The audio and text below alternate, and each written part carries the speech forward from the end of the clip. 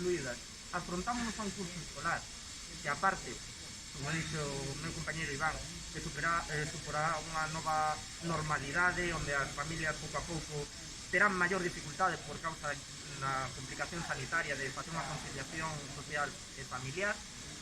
Afrontámonos a un curso escolar, por ende, complicado, onde moitas familias quedarán excluídas das bolsas do Concello, e o Partido Socialista exiximos ao Concello de Ourense que faga ben os seus deberes, que aprenda dos nenos e das nenas nos nosos cativos da nosa cidade para o ano que ven, e que para este ano tamén teñan a comprensión e a empatía social de poder atender a cada unha das nosas familias. Antes da pandemia, un de cada 5 nenos en risco de exclusión social en Galicia eran vítimas das tendas digitais.